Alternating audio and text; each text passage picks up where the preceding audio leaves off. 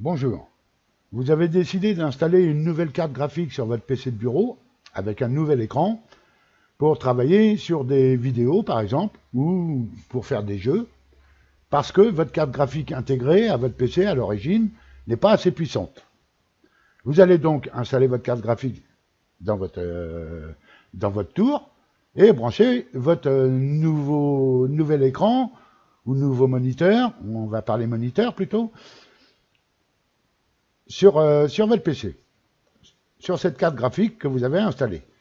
Maintenant, par défaut, ce sera votre écran secondaire, c'est-à-dire, je m'explique, vous avez un écran principal et un écran secondaire. L'écran principal, c'est celui qui va servir à travailler, il porte bien son nom, ce sera l'écran principal. Avant d'installer votre carte graphique et votre nouvel écran, ce sera l'écran que vous avez devant vous. Derrière votre clavier, il est devant vous, peu importe la configuration, il peut être à gauche, à droite, mais en général, vous l'avez devant vous, juste derrière votre clavier. Maintenant, ce qu'il va falloir faire, c'est faire en sorte que le nouvel écran, avec la nouvelle carte graphique que vous avez installée, soit votre écran principal. Vous allez donc prendre votre écran, votre ancien écran, l'écran que vous avez d'origine, vous le prenez, vous le mettez sur la droite si votre bureau est assez grand, et à la place, vous mettez votre nouvel écran, qui est branché sur la nouvelle carte graphique. Je me répète, mais bon, faut être précis. Maintenant, l'écran que vous avez devant vous, le nouvel écran, c'est pas votre écran principal, c'est votre écran secondaire. Il va falloir le passer donc en principal pour travailler dessus, tout le temps dessus, de façon à pouvoir travailler sur avec votre nouvelle carte graphique, car si vous ne faites pas ça, eh bien sans le savoir, vous continuerez à travailler sur votre ancienne carte graphique, qui elle n'est pas adaptée peut-être à faire des montages vidéo ou à faire des jeux. On va donc voir comment passer ce nouveau moniteur en moniteur principal. Vous allez faire un clic droit sur le menu démarrer et aller dans les paramètres. Une fois dans les paramètres, dans l'onglet système ici à gauche, vous avez écran. Vous cliquez sur écran et vous allez voir vos deux écrans. Alors actuellement, ce que vous pouvez voir, vous, en vidéo, c'est mon écran numéro 2, c'est-à-dire l'écran que j'ai rajouté, mais que j'ai passé en principal. Pour identifier vos écrans, savoir lequel est lequel, vous avez donc mis le nouveau devant vous et l'ancien à droite. Vous cliquez sur identifier. Et normalement, si tout s'est bien passé, l'écran qui va être devant vous va vous afficher un 2, et l'écran à droite va vous afficher un 1, comme ça. Ici, vous allez voir que le 2, puisque le 1, c'est sur l'autre écran. Maintenant, l'écran numéro 2, moi, il est en principal parce que je l'ai passé en principal, mais vous ne l'aurez pas. C'est-à-dire que ce sera l'écran numéro 1 qui sera en principal.